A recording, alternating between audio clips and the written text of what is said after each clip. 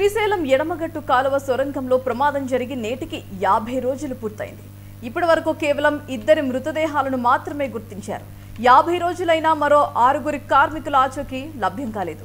SLBC టన్నెల్లో సహాయక చర్యలైతే కొనసాగుతున్నాయి. ప్రమాద స్థలం వరకు కన్వేయర్ బెల్ట్ను పునరుద్ధరించారు. స్టీల్, బురద, మట్టి, నీళ్లు, రాళ్లను తొలగిస్తున్నారు. ఎస్ఎల్బీసీ టన్నెల్ లోపల 30 మీటర్ల మేర డేంజర్ జోన్ ఉంది. సహాయక చర్యలను ఎప్పటికప్పుడు స్పెషల్ ఆఫీసర్ శివశంకర్ లోతేటి సమీక్షిస్తున్నారు.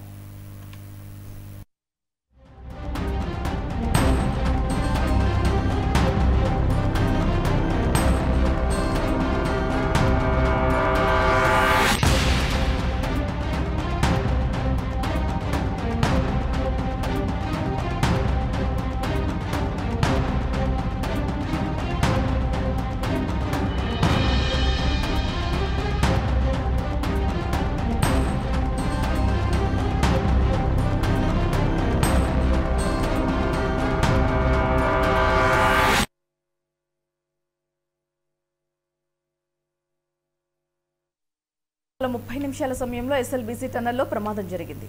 టీబీఎంతో పనులు చేయిస్తుండగా టన్నెల్ పైకప్పు ఒక్కసారిగా కూలిపోయింది. టన్నెల్ నుంచి 14 కిలోమీటర్ల వద్ద షియర్ జోన్ అని పిలిచే భాగంలో ఈ ఘటన జరిగింది. ఆ సమయంలో టన్నెల్ లోపల 50 మంది కార్మికులు ఉండగా 42 మంది బయటకు రాగలిగారు. కానీ 8 మంది కార్మికులు లోపలే చిక్కుకుపోయారు. వీరిలో 2 ఇంజనీర్లు, 2 టెక్నికల్ సిబ్బంది, 4 కార్మికులు ఉన్నారు.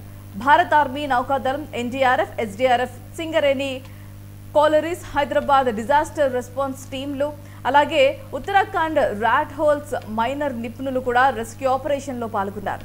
మార్చి 9న పంజాబ్కు చెందిన టీబీఎం ఆపరేటర్ గుర్ప్రీత్ సింగ్ మృతదేహం శిథిలాల నుంచి వెలికితీశారు. మార్చి 25న ప్రాజెక్ట్ ఇంజనీర్ మనోజ్ కుమార్ మృతదేహాన్ని కూడా కనుగొన్నారు.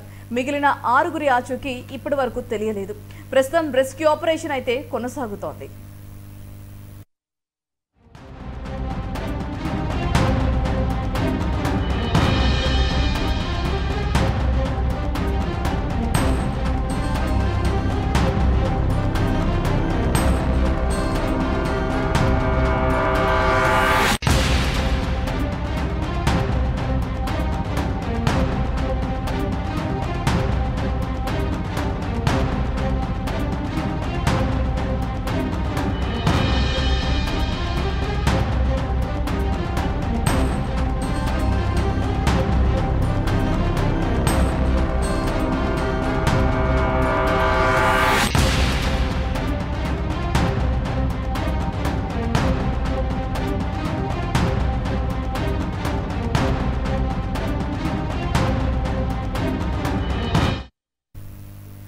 యాభై రోజులైన 6 కార్మికుల ఆచూకీ లభించకపోవడానికి ప్రధాన కారణం టన్నెల్లో ఇబ్బందికర పరిస్థితులే అని స్పష్టంగా అర్థమవుతోంది.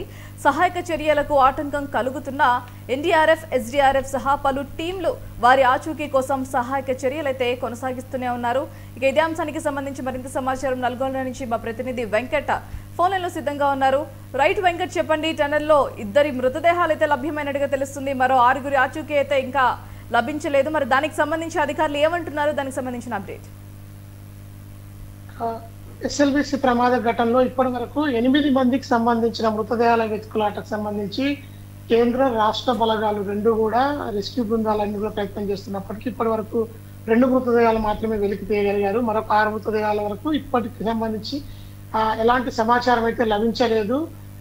ప్రస్తుతం అయితే ఆ రెస్క్యూ బృందాలన్నీ కూడా ఒక ఐఏఎస్ ఆఫీసర్ పరిధిలో కూడా పనిచేస్తున్నప్పటికీ కూడా ఇప్పటి వరకు అయితే పురోగతి కనిపించలేదని చెప్పొచ్చు. శివశంకర్ ఐఏఎస్ ఆఫీసర్ ఎస్ఎల్బీసీ టన్నెల్లో కూలిపోయిన ప్రాంతంలో ఉండి కూడా ప్రతి క్షణం కూడా సహాయక చర్యలను పర్యవేక్షిస్తున్నారు. అయినప్పటికీ కూడా ఇప్పటివరకు అయితే ఎటువంటి సమాచారం లభించకపోగా కారివర్ డాగ్స్, అదేవిధంగా రోబోస్ తో పాటు సాంకేతిక పరిజ్ఞానాన్ని ఉపయోగించి కూడా మృతదేహాలను వెతికి ప్రయత్నం చేస్తున్నప్పటికీ కూడా ప్రస్తుతం అయితే ఆశించిన ఫలితం అయితే రావట్లేదని చెప్పొచ్చు. శశి, రైట్ వెంకట్, అయితే మరింత బృందాలను ఎక్కువగా చేసి ఏమన్నా ప్రయత్నాలు చేసే అవకాశాలు ఉన్నాయా? అసలు అధికారి నుంచి ఎలాంటి స్పందన వస్తుంది?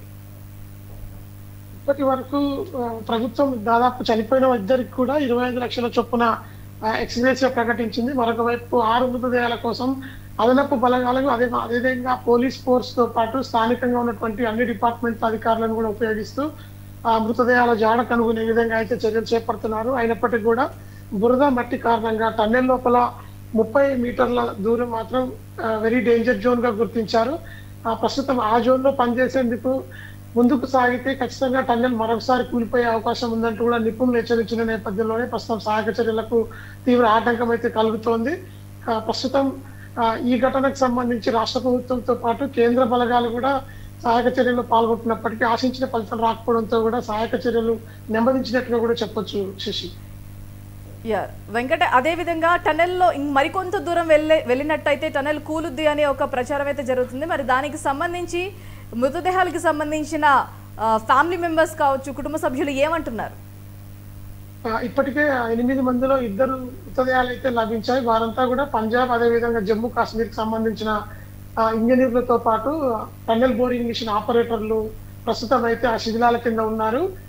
వారి మృతదేహాలు గుర్తించే దిశగా చర్యలు చేపడుతున్నప్పటికీ కూడా ఆశించిన ఫలితం రాకపోవడంతో కూడా ఇంకా అత్యాధునిక పరిజ్ఞానాన్ని ఉపయోగించి టన్నెల్ కూలిపోయే ప్రాంతాలలో ఏ విధంగా సహాయక చర్యలు చేపట్టాలి, మట్టిని ఏ విధంగా తొలగించాలి, నీటిని ఏ విధంగా ఆపాలి, లీటర్కు 5,000 సెకండ్కు 5,000 లీటర్లకు పైగా వస్తున్నటువంటి నీటిని కూడా బయటికి పంపించే ప్రయత్నం చేస్తూ కూడా సహాయక చర్యలు అయితే కొనసాగిస్తున్నారు. అయినప్పటికీ కూడా ఇటు కేంద్ర బలగాలు, ఎన్డీఆర్ఎఫ్ బృందాలతో పాటు సింగరేణి స్పెషల్ కార్మికులు, అదేవిధంగా గతంలో జరిగినటువంటి ప్రమాదాల వద్ద పనిచేసినటువంటి స్పెషల్ ఫోర్సులన్నిటి కూడా ఉపయోగిస్తూ కూడా ఆ ప్రాంతంలో సహాయక చర్యలతో కొనసాగిస్తున్నారు. ఇప్పటి వరకు ఇంకా ఆరుగురి జాడ లభించలేదు.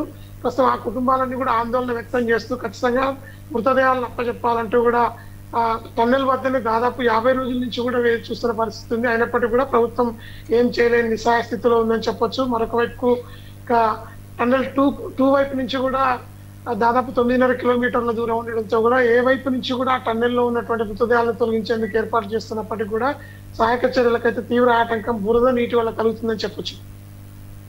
Right, thanks for the update Venkat.